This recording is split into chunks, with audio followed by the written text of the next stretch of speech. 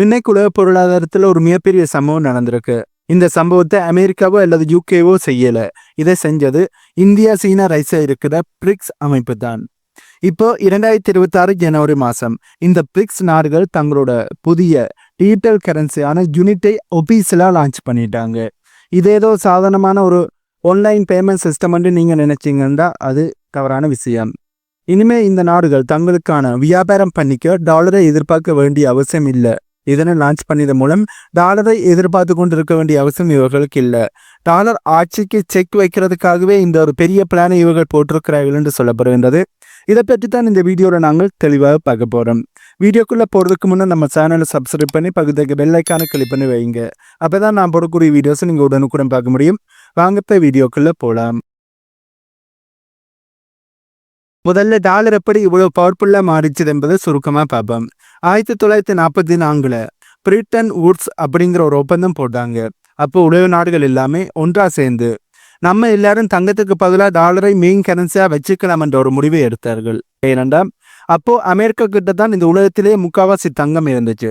அதுக்கப்புறம் 1970 petrol dollar சிஸ்டத்தை கொண்டு வந்தார்கள். அதாவது உலகத்துல நீங்க எங்க பெட்ரோல் டீசல் வாங்கினாலும் டாலரை கொடுத்தா தான் கிடைக்கும் என்ற ஒரு நிலைமை உருவாக்கினார்கள். அது ஒரு மாஸ்டர் பிளான் என்று சொல்ல முடியும்.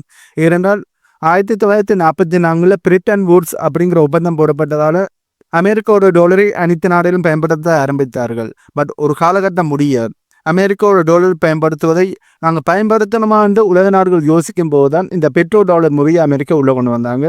இதனால ஒவ்வொரு நாடும் கட்டாயமா டாலரை சேர்த்து வைக்க வேண்டிய ஒரு சூழல் ஏற்பட்டுச்சு. இதே அமெரிக்கா தனக்கு சாதகமா பயன்படுத்தி உலகத்தையே தன்னுடைய கட்டுப்பாட்டுக்கு எடுத்துக்கொண்டாங்க என்பதுதான் உண்மை. இதனால அமெரிக்காவுக்கு ஒரு மிகப்பெரிய ஒரு அட்வான்டேஜ் இதன் மூலம் கிடைச்சதுன்றே சொல்ல முடியும். மற்ற நாடுகள் எல்லாம் உழைச்சி பொருளை உற்பத்தி பண்ணி டாலர் சம்பாதிக்கணும். ஆனா அமெரிக்கா மட்டும் வெறும் பேப்பரை, அதாவது டாலரை அச்சடிச்சு மற்ற நாடுகளோட உழைப்பை வாங்கிக்க முடியும். அவங்க எவ்வளவுதான் கடன் வாங்கினாலும் டாலரோட டிமாண்ட் எப்போதுமே குறையாது. ஏனென்றால் உலகத்துக்கே டாலர் தேவைப்படுது. இதனைத்தான் பொருளாதார வல்லுநர்கள் எஸ்டோபீட்டன் பிரிவிலேஜ் அப்படின்னு சொல்லப்படுகின்றது. இவ்வளவு பவர்ஃபுல்லா இருந்த டாலர் சிஸ்டத்துல இப்ப 3 முக்கியமான விரிசல் விளைய ஆரம்பிச்சிருக்கு. முதலாவது, பொருளாதார தடைகளை தன்னோட ஆயுதமா பயன்படுத்த ஆரம்பிச்சது. அமெரிக்கா தனக்கு பிடிக்காத நாடுகள் மேல டாலரை ஒரு ஆயுதமா பயன்படுத்த ஆரம்பிச்சார்கள். ரஷ்யாவோட 300 பில்லியன் டாலரை ஒரே நாள்லயும் முடக்கினது அமெரிக்கா. அதாவது ரஷ்யா உக்ரைன் போர் ஆரம்பிச்ச பிறகு ரஷ்யாவோட 300 பில்லியன் அமெரிக்க டாலர் சொத்துக்களை ஒரே நிமிஷத்துல அமெரிக்கா முடக்கிட்டாங்க. மற்ற நாடுகள் எல்லாமே இதை வச்சு யோசிக்க ஆரம்பிச்சார்கள். நாம கஷ்டப்பட்டு சேர்த்த காசு ஒரு நாட்டுக்கு பிடிக்கலன்னா அது செல்லாம போயிடுமா அப்படிங்கிற பயம் நிறைய நாடுகளுக்கு எழும்ப ஆரம்பிச்சிட்டது. இரண்டாவது, அமெரிக்காவோட கடன் சுமை. அமெரிக்கா இப்போ பல ட்ரில்லியன் டாலர் கடன்ல இருக்கு. அந்த நாட்டோட பொருளாதார நிலைமை முன்னாடி மாதிரி இப்ப ஸ்ட்ராங்கா இல்லை என்பதுதான் உண்மை. இதனாலதான் நிறைய நாடுகள் டாலரோட பாதுகாப்பு மேலேயே சந்தேகம் பட ஆரம்பிச்சிருக்கிறார்கள். மூன்றாவது, பிரிக்ஸ் அமைப்பினுடைய அசுரவகு வளர்ச்சி. முன்னாடி உலக பொருளாதாரத்துல G7 நாடுகளோட கைதான் ஓங்கி இருந்துச்சு. அதாவது மேற்குலக நாடுகளோட கைதான் ஓங்கி இருந்துச்சு. ஆனா இப்போ இந்தியா, சீனா போன்ற பிரிக்ஸ் நாடுகளோட GDP வளர்ச்சி அதை விட அதிகமா இருக்கு. நாங்க தான் உலகத்துல அதிக பொருளாதாரத்தை பொருளை உற்பத்தி பண்றோம். அப்போ ஏன் நாங்க அமெரிக்கா காசை பயன்படுத்தணும் அப்படிங்கிற கேள்வி இப்ப எழும்ப ஆரம்பிச்சிருக்கு. அதனை சீனா, ரஷ்யா போன்ற நாடுகள் அதிகமா கேட்க ஆரம்பிச்சபடியால் அமெரிக்காவோட டாலரினுடைய பவர் குறைய ஆரம்பிச்சிருக்குன்னு சொல்ல முடியும். இப்படி இந்த 3 காரணங்களால தான் அமெரிக்காவோட பவர்ஃபுல்லான டாலர் இப்ப வீழ்ச்சி அடைய ஆரம்பிச்சிருக்கு. இப்ப இந்த பிரிக்ஸனுடைய யூனிட் வந்ததால என்ன ஆகும்னா உலக வர்த்தகம் 2ஆ பிரியும். ஒரு பக்கம் டாலரை நம்புற நாடுகள், இன்னொரு பக்கம் இந்த தங்கத்தை பின்புலமா வைத்திருக்கும் இந்த யூனிட்டை நம்புகின்ற நாடுகள். இதேதோ ஒரே நாள்ல டாலரை காலி பண்ணிடும் என்று பார்த்தோம்னா இல்ல, ஒரே நாள்ல காலி பண்ணாது. ஆனா டாலரோட டிமாண்டை இது குறைக்க ஆரம்பிக்கும். டாலரோட டிமாண்ட் குறைஞ்சாலே அமெரிக்காவால முன்னாடி மாதிரி இஷ்டத்துக்கு நோட்டை அச்சடிக்க முடியாது, யாரையும் மிரட்ட முடியாது. இதனாலதான் இதை மெதுவான புரட்சி, அதாவது ஸ்லோ மோஷன் ரெவல்யூஷன் அப்படின்னு சொல்றாங்க. இந்த யூனிட் கரன்சி எப்படி வேலை செய்கிறது என்பது சிம்பிளா அதே நேரத்தில் ஆழமா நாங்க இப்ப பார்ப்போம். இதேதோ சாதாரணமான ஒரு பேங்க் கரன்சி, ஒரு பேப்பர் கரன்சின்னு நீங்க நினைப்பீங்க. ஆனா அது உண்மை இல்லை. இதுக்கு பின்னாடி ஒரு பயங்கரமான மேத்தமெட்டிக்கல் கேல்குலேஷன் இருக்கு. இந்த ஸ்ட்ரக்சரை நாங்கள் 40-60 அப்படின்னு பிரிச்சுக்கலாம். 40% தங்கம், இதை ஆங்கர் என்று சொல்வார்கள், அதாவது நங்கூரம். யூனிட்டோட மொத்த மதிப்புல 40% தங்கத்தை அடிப்படையாக கொண்டதாக இருக்கு. அமெரிக்க டாலருக்கு பின்னாடி இப்போதைக்கு எந்த ஒரு பொருளுமே இல்லை, எந்த ஒரு அசட்டுமே இல்லை.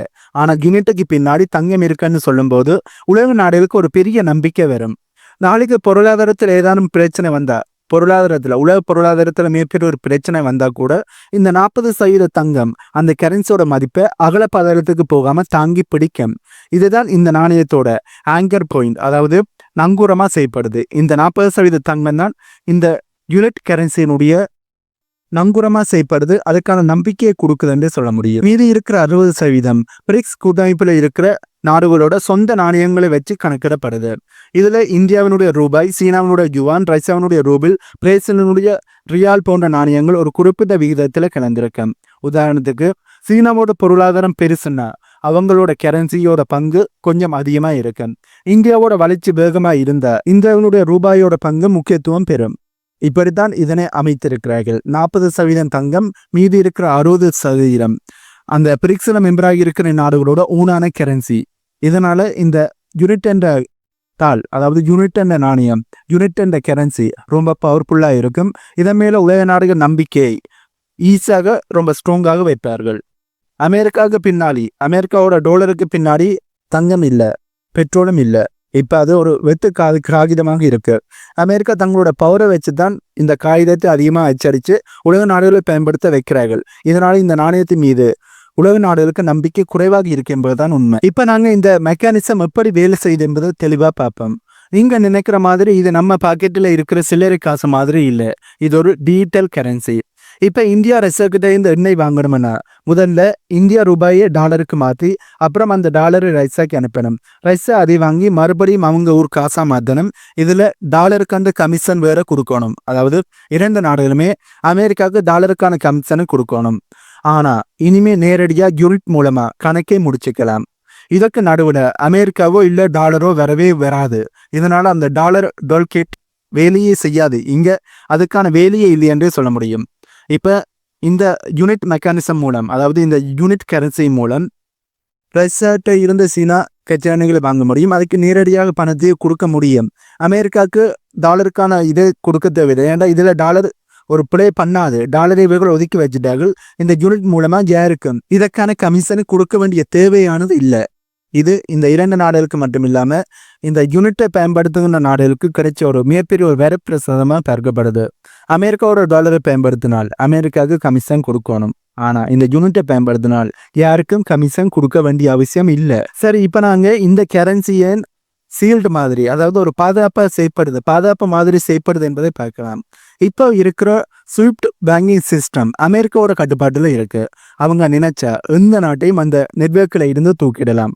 எப்படி ரஷ்யாவை தூக்கினார்களோ அதே மாதிரியே மற்ற நாடுகளையும் தூக்கலாம். ஆனா இந்த யூனிட் என்பது ஒரு தனியான பிளாக் செயின் மாதிரியான தொழில்நுட்பம் இருக்கிற ஒரு சிஸ்டம். இதுல வெளியில இருந்து யாராலையும் கேக் பண்ணவோ இல்ல முடக்கவோ முடியாது. இதனாலதான் இதை பாதுகாப்பு கவசனம் என்று எல்லாருமே சொல்றாங்க. எல்லாரும் இதன் மீது நம்பிக்கை வைக்கிறார்கள். எல்லாருக்கும் இப்போ ஒரு கேள்வி எழும்பும், ஏன் இந்த 2026 இது நடக்குது, ஏன் இவ்வளவு அவசரமா இது நடக்குதுன்னு. இதற்கு 2022 ஆரம்பிச்ச ரஷ்யா உக்ரைன் போர் தான் பெரிய ஒரு திருப்புமுனையா இருக்கு. ரஷ்யா வச்சிருந்த டாலர் பணத்தை அமெரிக்கா அப்படியே முடக்கிட்டாங்க. இதை பார்த்த மற்ற நாடுகளுக்கு ஒரு பெரிய பயம் வந்துடுச்சு. அப்போ நாமளும் அமெரிக்கா சொல்றதை கேட்கலன்னா நம்ம பணத்தையும் முடக்கிடுவாங்களோ அப்படிங்கிற ஒரு எச்சரிக்கை மணி அவர்களுக்கு அடிச்சது. டாலர் ஒரு பொருளாதார ஆயுதமா பயன்படுத்தப்படுது என்பதை புரிஞ்சு கொண்ட உடனே அவசரமா உருவாக்கப்பட்ட பிளான் பி தான் இந்த யூனிட். நிறைய பேர் கேட்கலாம், இதெல்லாம் தியரிக்கு தான் நல்லா இருக்கும், நிஜத்துல நடக்குமா அப்படின்னு. அதுக்கு இப்போதே ஒரு மிகப்பெரிய ஒரு எக்ஸாம்பிள் இருக்கு. ரஷ்யாவுக்கும் சீனாவுக்கும் நடுவுல நடக்கிற 90% வியாபாரம் இப்போ டாலர் இல்லாமத்தான் நடக்குது. அவங்க சொந்த காசை பயன்படுத்தி தான் 2 நாடுகளுமே தங்களுடைய ஊனான கரன்சியை பயன்படுத்தி தான் வைத்தத்தில் ஈடுபடுறாங்க. இப்படி ரஷ்யாவும் சீனாவும் செய்த இந்த நடவடிக்கையை தான் இப்ப மெயினா மாத்தி யூனிட் அப்படிங்கிற பேரில கொண்டு வந்திருக்காங்க. இன்னும் ஒரு முக்கியமான விஷயம், தங்கம். இந்த யூனிட் சிஸ்டம் வளர வளர இந்த நாடுகள் இன்னும் அதிகமா தங்கத்தை வாங்கி சேமிக்க வேண்டி இருக்கு. இதனாலதான் JP Morgan போன்ற பெரிய பேங்க் அனைத்துமே தங்கத்தோட விலை ஒரு அவுன்ஸ் $5000 வரைக்கும் போகும்னு சொல்றாங்க. ஒருவேளை இந்த பிளான் சூப்பர் ஹிட் ஆனா அது $8000 தொட்டாலும் ஆச்சரியப்படுறதுக்கு இல்லை. சரி, இதனால அமெரிக்காவுக்கு என்ன பாதிப்புன்ற கேள்வி உங்களுக்கு எழும்பும். இதுல இருக்க அமெரிக்கா நினைச்சப்போ டாலரை அச்சடிச்சிருக்கலாம், யாரையும் வேணா சாங்ஷன் போட்டு மிரட்டலாம். ஆனா இப்போ மற்ற நாடுகளுக்கு ஒரு சான்ஸ் கிடைச்சிருக்கு. அமெரிக்காவோட இந்த எக்ஸ்ட்ரா பவர் மெல்ல மெல்ல குறைய ஆரம்பிச்சிருக்கு. இது ஒரு மிகப்பெரிய ஒரு பொருளாதார போருன்னே சொல்லலாம். அமெரிக்காவோட பவர் அப்படியே குறைய ஆரம்பிச்சிருக்கு. இதனால இது பொருளாதார போராக மாறி இருக்கு. அமெரிக்காவோட பவர் இந்த யூனிட் சிஸ்டத்தால மிகப்பெரிய ஒரு ஆபத்துக்கு மாட்டி இருக்கு என்பதுதான் உண்மை. அமெரிக்க டாலரை பயன்படுத்தி மற்ற நாடுகளை அடிப்பணிய வைக்க முடியாது. இப்ப நாங்க இந்த வீடியோட கடைசி பகுதிக்கு வந்துட்டோம். கடைசியா ஒண்ணுதான் சொல்லணும். இது உடனே நாளைக்கே டாலரை அழிச்சிடாது. இந்தியா சீனா மாதிரியான நாடுகளுக்குள்ள நிறைய கருத்து வேறுபாடுகள் இருக்கு. அதையெல்லாம் தாண்டி இவங்க எப்படி இந்த நாணயத்தை கொண்டு போக போறாங்க என்பதுல தான் இதோட வெற்றியே இருக்கு. ஆனா ஒன்று மட்டும் நிச்சயம், டாலருக்கு இருந்த எழுதப்போக அதிகாரம் முடிவுக்கு வந்துடுச்சு. இனிமே உலக பொருளாதாரம் புதுசா மாறப்போகுது. இதை நீங்க எப்படி பாக்குறீங்க? இதனால நமக்கு லாபமா நஷ்டமா? உங்களுடைய கருத்துக்களை கீழே கமெண்ட் பண்ணுங்க. இந்த வீடியோல நான் சொன்ன தகவல்கள் உங்களுக்கு புதிதாக இருந்திருக்குமென்னு நம்புறேன். இந்த தகவல்கள் உங்களுக்கு புதிதாக இருந்தால் இந்த வீடியோக்கு லைக் பண்ணி நம்ம சேனலை சப்ஸ்கிரைப் பண்ணி பக்கத்துக்கு பெல் ஐக்கானை கிளிக் பண்ணி வைங்க. அப்பதான் நான் போடக்கூடிய வீடியோஸை நீங்க உடனுக்குடன் பார்க்க முடியும். இன்னும் ஒரு வீடியோல உங்களை மீட் பண்றேன்.